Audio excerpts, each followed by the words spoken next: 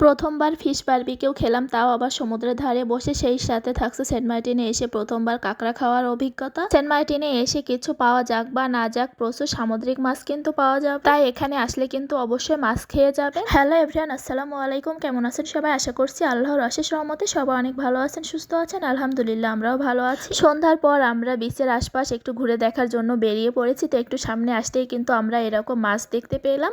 তো এখানে কিন্তু অনেক প্রজাতির মাছ ছিল, সেই সাথে ছিল লবস্টার আর কাঁকড়াও ছিল।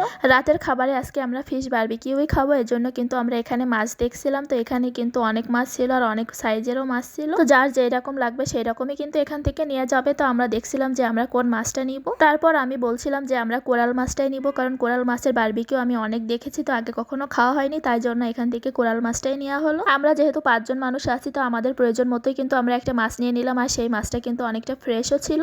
তারপর আমাদের বলে দিয়েছিল 2 ঘন্টা পর আসতে, তো আমরা প্রায় 1.5 ঘন্টা পর আবারও আসছি এখানে। আমাদের ফিশ বারবিকিউটা কিন্তু এখনো রেডি হয়নি, তো এখানে রেডি করা হচ্ছিল। তো দুলাভাই এখান থেকে আমাকে একটু ভিডিও করে দিয়েছিল, কারণ আজকে আমি মোবাইলটা কিন্তু আমাদের রিসোর্টে চার্জে দিয়ে আসছিলাম, যার কারণে অনেক কিছুই আপনাদের সাথে শেয়ার করিনি। এই জায়গার ভিডিওটা দুলাভাই করে রাখছিল, যার জন্য আপনাদের সাথে শেয়ার করতে পারলাম। তো দুলাভাইকে অনেক ধন্যবাদ এই ভিডিওগুলো করে রাখার জন্য। কোরাল মাছের পাশাপাশি কিন্তু আমাদের কাঁকড়াও নেওয়া হয়েছিল, তো ওইটা আর ভিডিওতে দেখানো হয়নি। কাঁকড়াটা ফ্রাই করে দিতে বলছিলাম, তো কাঁকড়াটা কিন্তু অনেক মজার ছিল। তো আমার আর তোয়ার কাছে তো অনেক ভালো লাগছিল। সেই সাথে ফিশ বারবিকিউটাও কিন্তু অনেক মজার হয়েছিল। তো আমরা কিন্তু এখান থেকে রাতের খাবারটা খেয়েছিলাম। তারপর এটা ছিল তার পরদিন সকালবেলার ভিডিও। তো আমরা তো উঠেছি অনেক সকালবেলা, কিন্তু বাবু ঘুম থেকে ওঠার পর বাবুকে নিয়ে আসলাম এখানেই। তো এখানে একটু রোদ ছিল, তার জন্য এখানে এসে বসেছি আর এখান থেকে আদা চা খাচ্ছিলাম। বাবুর তো অনেক ঠান্ডা লেগে গিয়েছে, কালকে যেহেতু সন্ধ্যা পর্যন্ত গোসল করছে, তার জন্য তার অনেক ঠান্ডা লেগে গিয়েছে।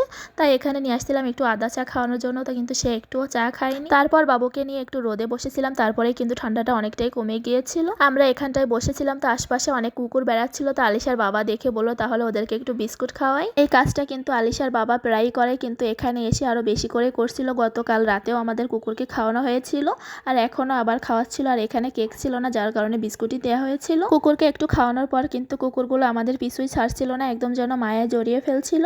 তারপর এই যে আমরা একটু বিচের পাশে হাঁটাহাঁটি করছিলাম। আপনারা যারা সামনে সেন্ট মার্টিন আসতে চান, তারা কিন্তু অবশ্যই এই কাজটা করতে পারেন। কুকুরের জন্য একটু হলেও খাবার নিয়ে আসতে পারেন, তাহলে কিন্তু এই অবলা প্রাণীগুলো একটু খেয়ে বেঁচে থাকতে পারবে। যদিও ইতিমধ্যে কিন্তু অনেক সংস্থাগুলোই কুকুরের খাবার নিয়ে অনেক কাজ করছে, যদিও বা সব এলাকায় আমি দেখিনি। তো আমরা ছিলাম পশ্চিম বিচে, তো এখানে তো আমি এগুলো দেখিনি, তার জন্যই আপনাদের বলা। চাইলে আপনারাও আপনাদের যার যার সামর্থ্য অনুযায়ী এই ভালো কাজটা সামিল হতে পারেন। তারপর কিন্তু আমরা এখানে কিছুটা সময় একটু ঘোরাঘুরি করবো। এই যে কুকুরগুলা কিন্তু আবার পিছু পিছু আসছিল, তারপর এখানেও তাদের জন্য খাবার দিচ্ছিল। আর সামনেই কিন্তু দেখা যাচ্ছিল নীল সমুদ্র, আর এখানে আমরা কিছুটা সময় কাটাবো। তো আজকে কিন্তু আমরা অনেক সকাল সকালে ঘুম থেকে উঠেছি, আর ঘুম থেকে ওঠার পরে তো সকাল থেকে আমরা বিচের পাশেই ঘোরাঘুরি করছিলাম। আজকেই কিন্তু আমাদের চলে যাওয়ার দিন, এই জন্য কিন্তু মনটা অনেক খারাপ হচ্ছিল, কিন্তু কিছুই করার নাই, চলে তো যেতেই হবে। আল্লাহ যদি বাঁচিয়ে রাখে, ইনশাল্লাহ আবারও আসবো।